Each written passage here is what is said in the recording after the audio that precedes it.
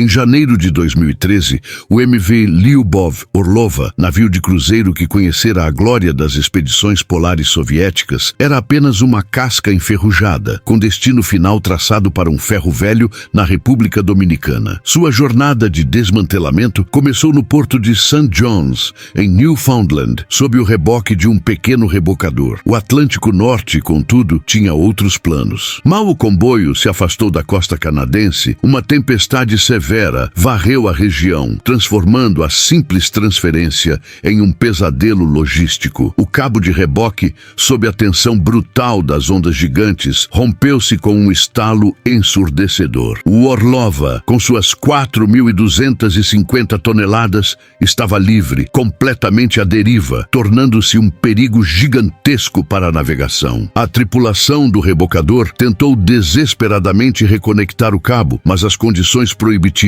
e as correntes fizeram o navio desaparecer rapidamente no horizonte. As autoridades canadenses conseguiram brevemente prender a embarcação, mas, por segurança e jurisdição, decidiram que era menos arriscado liberá-la em águas internacionais, longe das plataformas de petróleo. O Orlova se tornou um fantasma, uma massa de metal silenciosa navegando sem destino. O terror real, contudo, não era apenas a colisão. O Lyubov Orlova estava abandonado há mais de 2 anos e os rumores espalhados pela mídia internacional eram sinistros. Diziam que o navio estava infestado por milhares de ratos famintos e isolados. Sem tripulação e sem suprimentos, eles teriam recorrido ao canibalismo para sobreviver, transformando a embarcação em um navio cápsula de roedores vorazes. Por meses, a comunidade marítima global rastreou o Atlântico, temendo que esse gigante silencioso e infestado, uma bomba relógio biológica flutuante, reaparecesse, ameaçando as rotas europeias. O destino do MV Lyubov Orlova é uma história moderna de abandono e mistério, e o que aconteceu com ele depois que sumiu nas águas geladas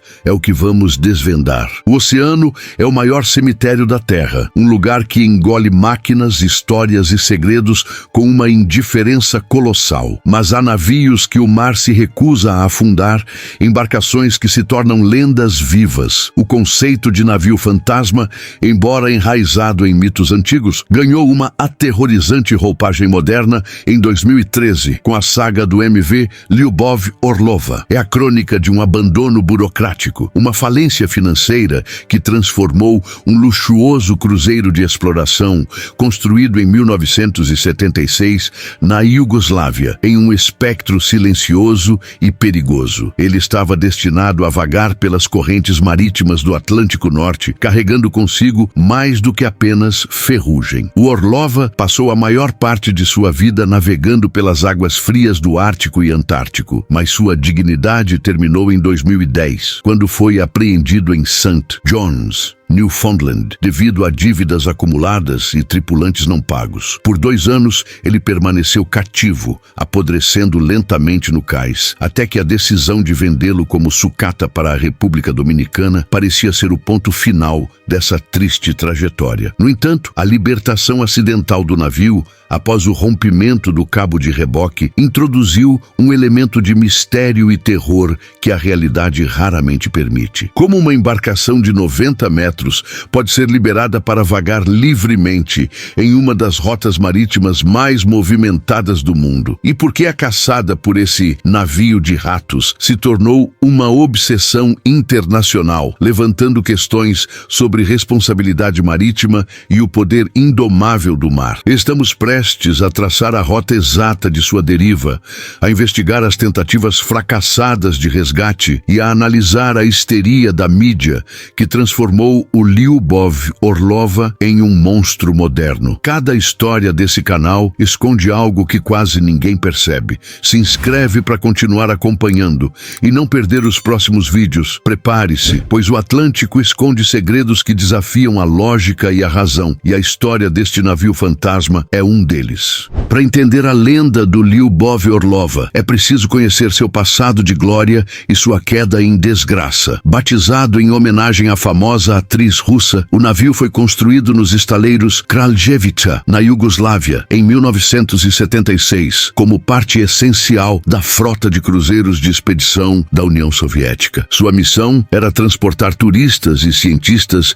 em expedições audaciosas às regiões mais inóspitas, o Ártico e a Antártida, tornando-se rapidamente um ícone da exploração polar e da capacidade tecnológica soviética. O Lyubov Orlova era robusto, projetado com um casco duplo para suportar a pressão do gelo polar. Ele ostentava um design que, embora espartano e desprovido dos luxos dos transatlânticos ocidentais, era funcional, confiável e adaptado às condições extremas. Após o colapso da União Soviética, o navio mudou de propriedade e bandeira, passando por uma série de gestões internacionais que, apesar das dificuldades, mantiveram seu foco em cruzeiros de expedição. Contudo, foi durante uma dessas operações, já no início de 2010, que a crise financeira global o atingiu com força total e implacável. A embarcação estava atracada no porto de St. John's, Newfoundland, no Canadá, quando o martelo da justiça caiu. Foi apreendida por credores. O motivo era uma dívida colossal acumulada por seus proprietários, uma teia complexa de falências que envolvia fornecedores não pagos e, o mais revoltante de tudo, meses de salários atrasados da tripulação, que se viu abandonada à própria sorte em terra estrangeira. A situação se deteriorou, transformando o outrora orgulhoso navio de cruzeiro em um refém legal, atracado e abandonado, aguardando uma solução jurídica que, em meio a disputas internacionais, parecia nunca chegar. Durante quase 2 anos, o Orlova permaneceu inerte no porto, exposto aos elementos e sem manutenção adequada. A corrosão avançava sobre o casco de aço, os sistemas elétricos falhavam em cadeia e a embarcação tornava-se um fardo logístico e financeiro cada vez maior para as autoridades portuárias canadenses. O custo proibitivo de sua manutenção e a complexidade do litígio fizeram com que o navio se tornasse um verdadeiro elefante branco no cais, uma lembrança sombria e palpável de uma falência transnacional e da negligência corporativa. Em 2012, após esgotadas todas as vias legais, a decisão de vendê-lo como sucata foi tomada. Uma empresa de demolição, a Neptune International Shipping, arrematou o casco por uma fração do seu valor original, com o objetivo de rebocá-lo através do oceano até a República Dominicana, onde seria desmantelado. Parecia o fim melancólico, mas previsível para o antigo explorador polar. O problema crucial, no entanto, residia na logística e no momento escolhido. Rebocar um navio de quase 100 metros e mais de 4.000 toneladas através do traiçoeiro Atlântico Norte, em pleno inverno, exigia um planejamento meticuloso, equipamentos robustos e, acima de tudo, condições meteorológicas excepcionalmente favoráveis. O rebocador contratado, o Charlene Hunt, era notavelmente pequeno para a tarefa e a viagem era inerentemente arriscada, especialmente ao passar pela zona de tempestades frequentes e ondas gigantes ao largo da costa canadense. A pressa em se livrar do passivo financeiro e liberar o cais superou qualquer resquício de cautela marítima. O navio já estava em condições precárias quando o rebocador chegou. Seus motores estavam inoperantes, seus equipamentos de navegação e comunicação parciais ou desativados. Era, na prática, um casco morto, uma massa de metal enferrujado, dependente da força externa para se mover. O que se seguiu foi uma lição brutal sobre a imprevisibilidade do oceano e a arrogância humana em subestimar a natureza. Pouco depois de deixar o porto, o cabo de reboque se rompeu em meio a uma tempestade. A tentativa de reboque, marcada para o auge do inverno no Atlântico, se provou uma decisão desastrosa que transformaria o navio em um fantasma internacional, livre para vagar pelas correntes e criar uma lenda que perdura até hoje. Escreve nos comentários sua cidade e estado. Vamos descobrir o quão longe esse vídeo está alcançando. A falha no plano não apenas libertou o navio, mas também lançou as bases para uma caçada marítima tensa, que logo seria dominada pelo caos meteorológico, pela dificuldade de rastreamento desmantelamento e pela ausência de responsabilidade legal clara. O destino do Lyubov Orlova, que deveria ser a demolição, se tornou ironicamente a imortalidade do mistério, mas o horror da embarcação à deriva, sem luzes e sem rumo, estava começando a se manifestar no mar aberto. Em 23 de janeiro de 2013, o Lyubov Orlova iniciou sua última jornada em St. John's, rebocado pelo Charlene Hunt rumo ao Caribe para desmantelamento. A promessa de uma viagem final tranquila foi rapidamente desfeita. Em menos de 24 horas, o Atlântico Norte desencadeou uma tempestade invernal de ferocidade impressionante, muito além da capacidade do pequeno rebocador. Ondas gigantescas castigavam o casco inerte do Orlova. A força combinada do vento e da massa do navio colocou uma tensão insuportável no cabo de reboque. O aço temperado cedeu com um estalo ensurdecedor que ecoou sobre o rugido da tempestade, deixando o navio de cruzeiro à solta. O Charlene Hunt, incapaz de manobrar em segurança no temporal para recuperar a conexão, assistiu impotente enquanto o antigo explorador desaparecia lentamente na neblina e nas ondas revoltas. O Lyubov Orlova se tornava oficialmente um navio à deriva. A preocupação imediata das autoridades canadenses era que o navio, impulsionado pelas correntes e ventos predominantes, pudesse retornar à costa de Newfoundland, ameaçando comunidades costeiras e a navegação local. O cenário mais temido era a colisão com as sensíveis plataformas de exploração de petróleo e gás que pontilham a região dos grandes bancos. Um impacto com essas estruturas vitais representaria não apenas uma catástrofe econômica substancial, mas também um desastre ambiental de proporções incalculáveis. A embarcação era um perigo maciço, sem luzes de navegação e movendo-se de forma errática. Sua presença imprevisível nas rotas marítimas do Atlântico Norte exigia uma resposta imediata e decisiva. A Guarda Costeira canadense agiu rapidamente sob intensa pressão pública para conter o perigo. Em 28 de janeiro, um navio de suprimentos offshore, o Atlantic Hawk, que operava na área, conseguiu interceptar o Orlova. A manobra de aproximação foi extremamente arriscada, exigindo perícia e coragem da tripulação, que lutava contra o mar agitado para garantir uma nova conexão. A tripulação de resgate conseguiu prender o navio novamente, mas a situação permaneceu volátil. O rebocamento era lento e difícil. O plano original de rebocá-lo de volta a St. John's foi abandonado. Os custos logísticos e financeiros de manter um navio abandonado, já vendido para sucateamento em um porto canadense, eram proibitivos. Os custos de atracação, segurança e manutenção legal de um navio de bandeira estrangeira sem proprietário responsável somavam milhões, um fardo que o governo não estava disposto a assumir, especialmente considerando a complexa burocracia internacional envolvida. O governo canadense, através da Transport Canada, tomou então uma decisão controversa e crucial. Esta decisão, embora pragmática sob o ponto de vista financeiro e logístico, gerou intensos debates éticos e marítimos. Após avaliar que o navio estava seguro, longe das plataformas de petróleo, e que rebocá-lo para o porto representaria um risco logístico e financeiro desnecessário para o contribuinte, eles optaram por liberá-lo. No dia 30 de janeiro, o Atlantic Hawk soltou o Orlova em águas internacionais, a aproximadamente 250 milhas náuticas da costa. O ato foi executado com precisão, garantindo que o navio estivesse fora da zona econômica exclusiva do Canadá, transferindo a responsabilidade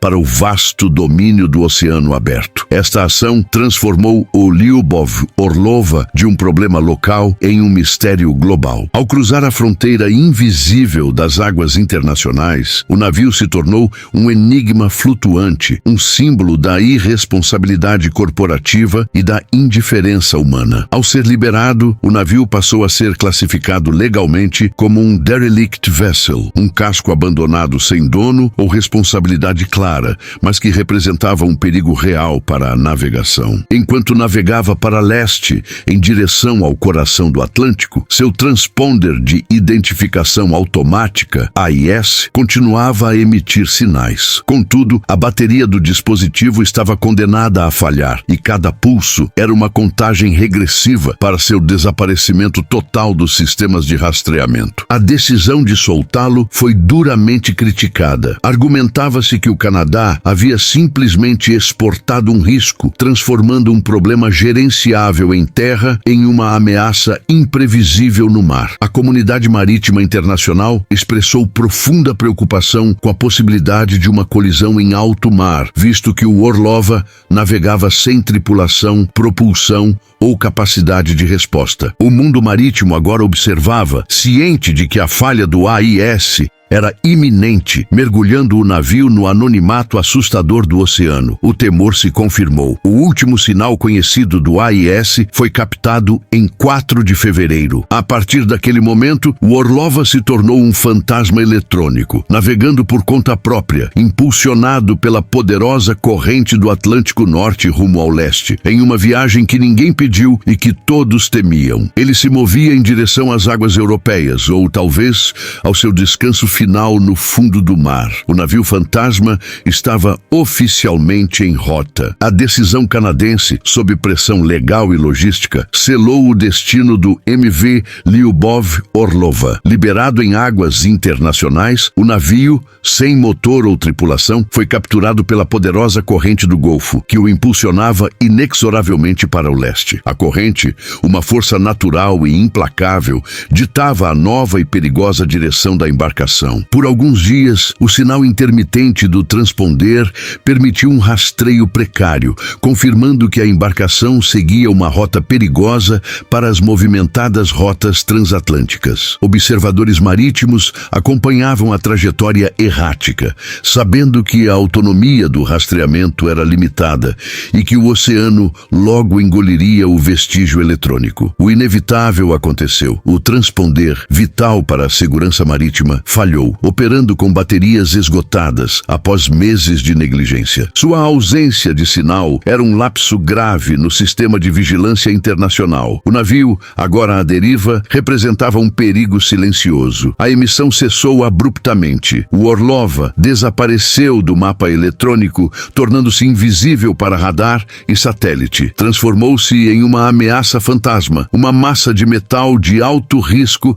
navegando sem identificação em um dos oceanos mais ativos do mundo. A ausência de localização para um objeto de 90 metros, flutuando em rotas ativas, gerou alarme imediato, especialmente no Reino Unido e na Irlanda. O navio, um antigo quebra-gelo, possuía estrutura robusta, grande o suficiente para causar danos catastróficos em colisão com navios de carga ou petroleiros. Sua carcaça de aço reforçado era, ironicamente, a garantia de que o impacto seria devastador. Sua silhueta baixa e escura o tornava fácil de perder sob as condições severas do Atlântico Norte. A possibilidade de um impacto não rastreado era um pesadelo para seguradoras e autoridades de navegação. Embora a preocupação com a segurança marítima fosse legítima, a mídia global capitalizou o mistério. Além do perigo naval, foi um detalhe grotesco que capturou a imaginação pública, elevando a história do Orlova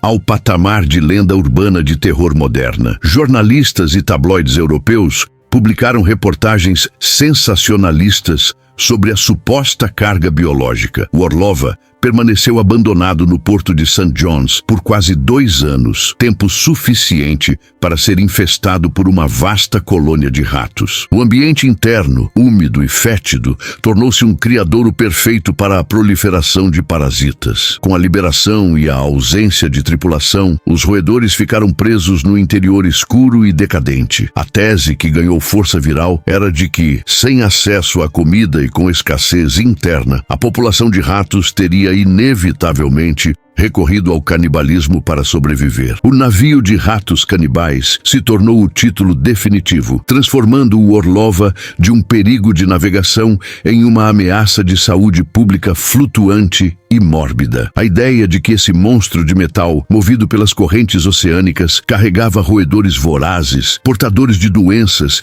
e desesperados para desembarcar na Europa, era irresistível para a imprensa e perturbadora para o público. Essa narrativa apocalíptica, embora nunca comprovada, serviu como poderoso catalisador para ilustrar o medo atávico do desconhecido e a repulsa pela decadência. A resposta das autoridades foi imediata e coordenada. A Guarda Costeira Irlandesa e a Guarda Marítima Britânica intensificaram patrulhas, emitindo alertas urgentes aos navios no Atlântico. A preocupação era real. A chegada descontrolada do Orlova à costa europeia significaria um desastre ambiental, vazamento de óleo, um pesadelo logístico e a temida invasão de roedores. A caçada ao navio fantasma estava aberta, mobilizando recursos. Caçar um objeto invisível sem transponder, movendo-se erraticamente em um oceano vasto, era uma tarefa monumental, se não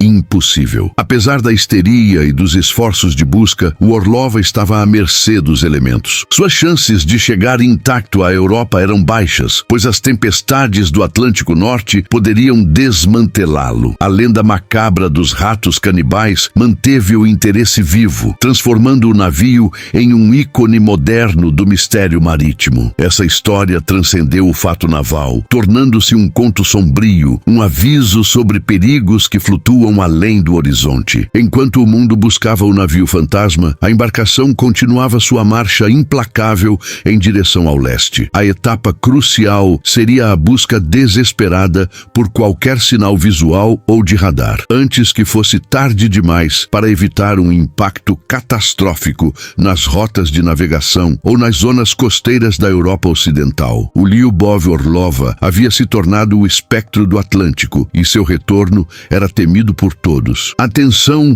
aumentava exponencialmente nas capitanias europeias e centros de busca e salvamento. Especialistas em oceanografia usaram modelos complexos de deriva e correntes oceânicas para prever a trajetória provável do MV Lyubov Orlova. Impulsionado vigorosamente pela poderosa corrente do Golfo e ventos predominantes do oeste, o consenso era que o Orlova tinha rota de colisão potencial com a costa ocidental da Irlanda ou, menos provável, Escócia ou Noruega. A estimativa indicava que a chegada a águas territoriais ocorreria entre o final de fevereiro e o início de março de 2013. A ameaça iminente que o navio representava transcendia a possibilidade de um desastre ecológico. Embora a preocupação com os reservatórios de combustível remanescentes fosse real, um navio de cruzeiro de 4.000 toneladas de deslocamento, mesmo vazio, representava um risco de segurança marítima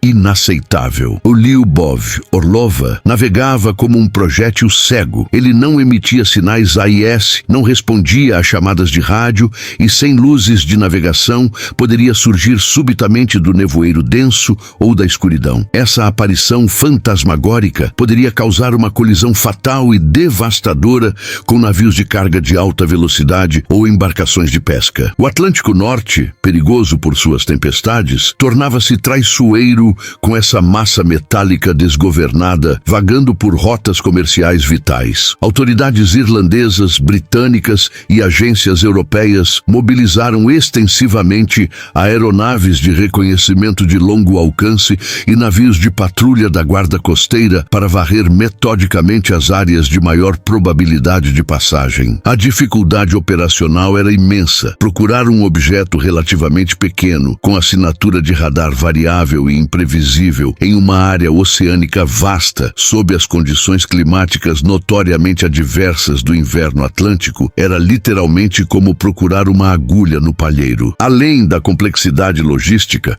havia o complicador legal e jurisdicional. Como o navio havia sido liberado intencionalmente em águas internacionais, a responsabilidade legal e financeira de resgate ou interceptação se tornou extremamente nebulosa. Teoricamente, o Orlova era considerado um achado marítimo, aberto a qualquer um, mas a remoção segura de um perigo dessa magnitude exigia recursos e coordenação governamental maciça. Este limbo de responsabilidade aumentou a frustração e o pânico, que atingiu um pico alarmante em meados de fevereiro. O pânico se intensificou quando, em meados de fevereiro, um sinal de um transponder de emergência, conhecido como EPIRB, Emergency Position Indicating Radio Beacon, foi detectado a cerca de 700 milhas náuticas da costa ocidental da Irlanda. Este dispositivo de segurança crucial é projetado para ser acionado automaticamente em contato com a água salgada, transmitindo um sinal de socorro via satélite. Sua ativação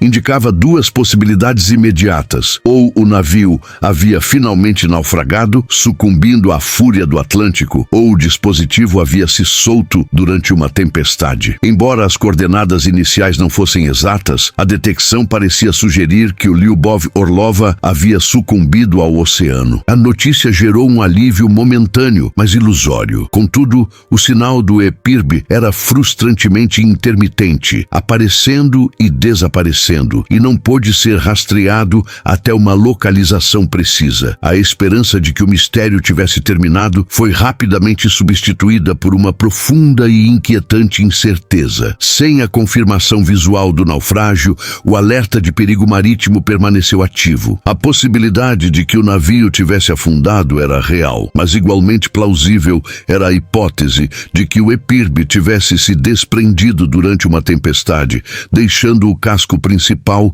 silencioso e escuro, continuar sua deriva fantasmagórica e perigosa. A comunidade marítima internacional, incluindo a Organização Marítima Internacional, IMO, começou a debater acaloradamente as implicações éticas e legais do caso Orlova. A espantosa facilidade com que um navio de grande porte pôde ser abandonado em águas internacionais e a dificuldade subsequente em rastreá-lo ou responsabilizar seus antigos donos expôs falhas gritantes nas regulamentações globais de desmantelamento e seguro marítimo. O navio fantasma Lyubov Orlova não era apenas um perigo físico flutuante. Ele se transformou em um símbolo potente da irresponsabilidade corporativa. A caçada prosseguiu, consumindo recursos consideráveis. A única certeza que restava era que o Orlova, onde quer que estivesse escondido, continuava a desafiar as leis da navegação. O mar, vasto e indiferente, guardava seus segredos. Este limbo de incerteza apenas alimentava a imaginação popular, garantindo que o mito perturbador do navio de ratos canibais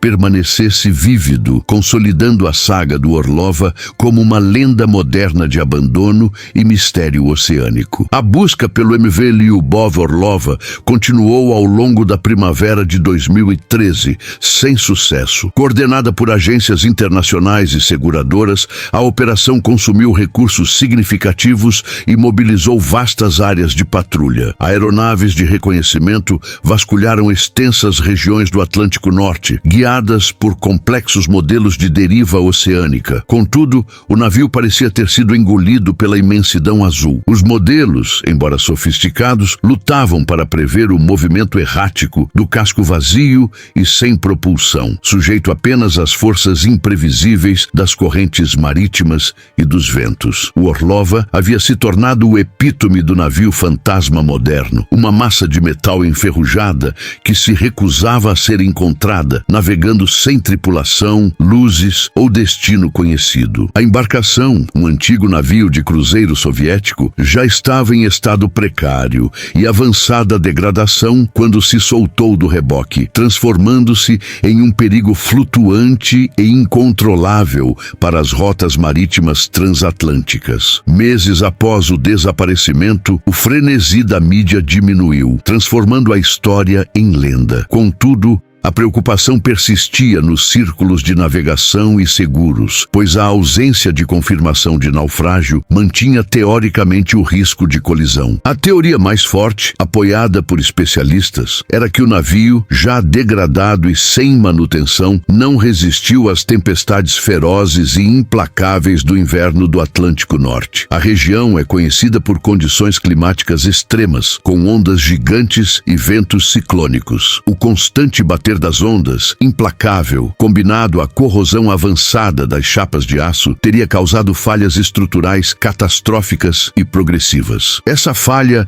resultaria em seu naufrágio rápido em águas abissais, provavelmente no meio do Atlântico, longe das rotas comerciais, em profundidades esmagadoras. A falta de um local de naufrágio confirmado ou de grandes destroços flutuantes dificultava a declaração oficial de perda total e o encerramento do caso. Se o Orlova tivesse afundado lentamente, poderia ter se desintegrado sob a imensa pressão hidrostática das profundezas. Alternativamente, seus restos teriam sido dispersos pelas correntes transatlânticas, tornando a localização por sonar impossível sem esforço financeiro monumental. A pressão da comunidade marítima para resolver o enigma era crescente. Contudo, em janeiro de 2014, quase um ano após sua fuga dramática e descontrolada, surgiu a evidência mais sólida sobre seu destino final. Destroços foram encontrados na costa ocidental da Irlanda, precisamente na ilha de Inishmore, nas remotas ilhas Aran. A natureza dos destroços, pedaços de fibra de vidro, cabos enferrujados,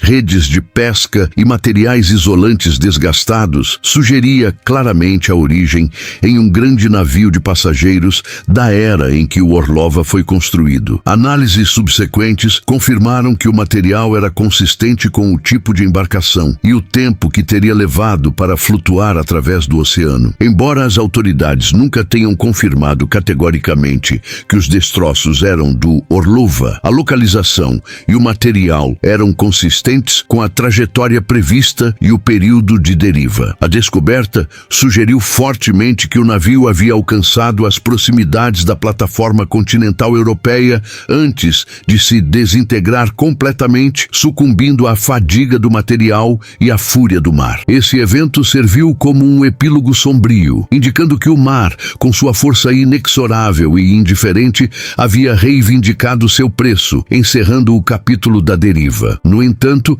a narrativa do navio fantasma é teimosa e resiste à lógica da evidência física. Mesmo após a descoberta dos destroços na Irlanda, surgiram relatos esporádicos de avistamentos do Orlova em outras partes do Atlântico e no Mar do Norte. Esses avistamentos, desprovidos de provas verificáveis, alimentavam a lenda de que o navio continuava a flutuar, um lembrete espectral da irresponsabilidade humana. A dificuldade em provar o fim reside na vastidão incalculável do Atlântico. Sem tecnologia de ponta e investimento maciço para localizar o casco a milhares de metros, o navio permaneceu, para fins burocráticos, desaparecido no mar. A implicação para seguros e registro internacional é complexa. Embora o naufrágio seja amplamente aceito, o status oficial de navio fantasma perdura legalmente. Isso permite que a especulação e o mistério floresçam na imaginação popular, desafiando a razão. A lenda se tornou mais forte do que a evidência fragmentada e a saga do Orlova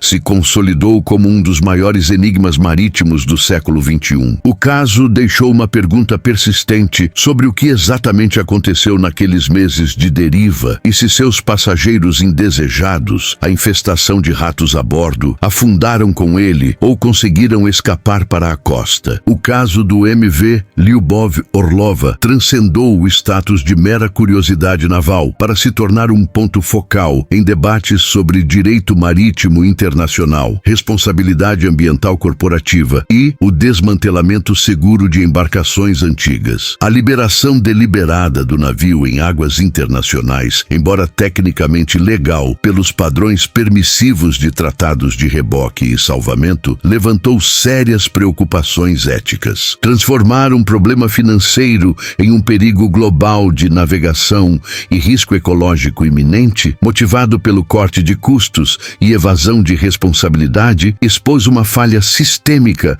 na supervisão do ciclo de vida das grandes embarcações. A Organização Marítima Internacional, OMI, e diversas jurisdições nacionais foram forçadas a reavaliar e apertar as regras existentes sobre o reboque de navios destinados à sucata, especialmente aqueles que representam um risco estrutural ou ambiental significativo. O caso Orlova serviu como um exemplo do que acontece quando a análise de custo-benefício de uma operação arriscada e mal planejada supera a segurança e a responsabilidade fiduciária para com a comunidade marítima global. A falha do rebocador em recuperar a linha, somada à relutância das autoridades canadenses em assumir a custódia, citando que o navio derivara para fora de sua zona econômica exclusiva, criou um precedente perigoso. Este sugeria que, sob negligência, grandes cascos poderiam ser despejados no oceano, transferindo o ônus da segurança para o mar aberto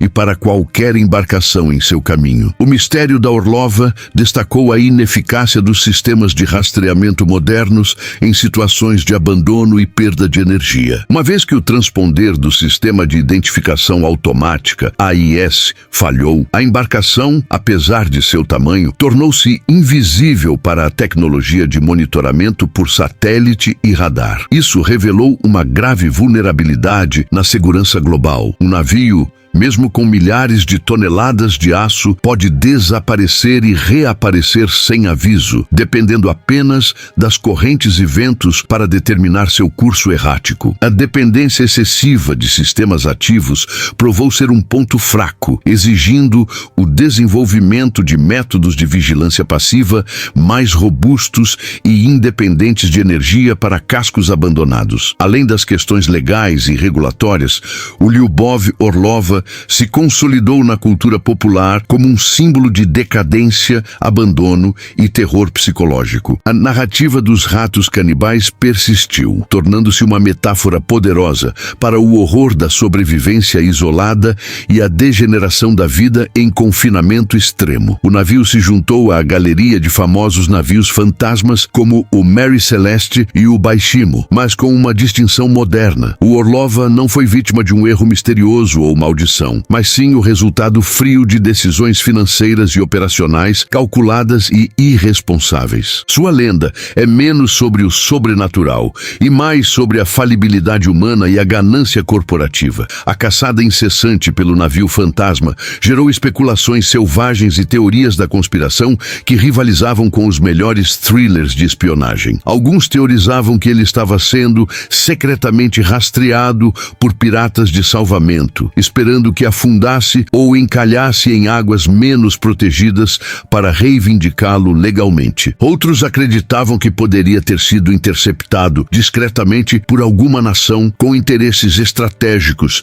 e rebocado em segredo para desmantelamento, longe da mídia internacional. Nenhuma dessas teorias foi comprovada com evidências concretas. A verdade mais provável, que ele se desintegrou e afundou nas profundezas do Atlântico Norte, carece do drama e da conclusão que a lenda popular exige. O legado do Orlova é um lembrete sombrio de que o mar não perdoa negligência ou má gestão. Um navio, mesmo vazio de tripulação, não está vazio de perigo. Ele se torna uma arma à deriva, um projétil de metal maciço, movido implacavelmente pela natureza. O caso forçou uma reflexão sobre a necessidade de regulamentações mais rigorosas e fiscalização eficaz para o transporte de cascos destinados à sucata, garantindo que o ciclo de vida de um navio termine de forma segura e ambientalmente responsável, e não como um perigo flutuante e incontrolável no Atlântico. Embora os destroços na costa da Irlanda forneçam a pista mais tangível para seu fim físico, a ausência de um local de naufrágio definitivo significa que, no folclore marítimo, o Lyubov Orlova continua a navegar, um fantasma de aço à espera do próximo nevoeiro para se manifestar. O mistério é mais duradouro e cativante do que a verdade documentada. A saga desse navio continuará a ser contada por décadas como um aviso solene sobre o poder indomável da natureza e o preço incalculável do abandono. A história do MV Lyubov Orlova é uma crônica da fragilidade da engenharia e do poder do abandono. Nascido como símbolo de prestígio soviético, navegou navegando pelos frios confins, terminou como um perigo flutuante, uma massa de metal à deriva. Seu destino foi selado por dívidas, negligência e a fúria do Atlântico Norte. Sua saga, pontuada pelo rompimento de um cabo de reboque e pela lenda dos ratos canibais que habitavam seus convéses, ressoa hoje como um conto de terror irônico e factual. O mistério do Orlova não reside no sobrenatural, mas na incapacidade de controlar o que descartamos.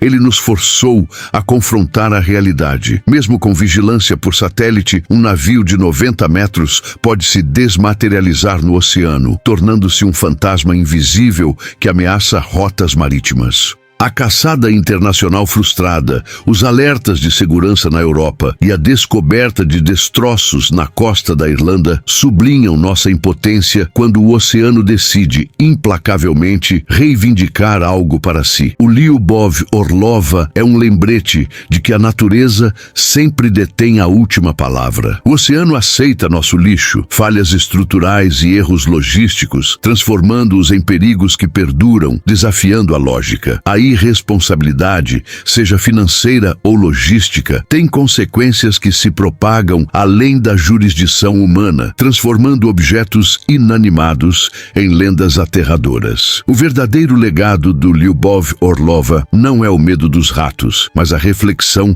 sobre o significado de abandonar algo. Ele nos mostra que o maior mistério não é o que o mar esconde em suas profundezas, mas o que decide libertar na superfície. Tudo que é negligenciado e deixado à deriva acabará por seguir seu próprio curso, indiferente às nossas regras e mapas. É uma lição de humildade essencial. A única certeza no mar é, paradoxalmente, a sua incerteza.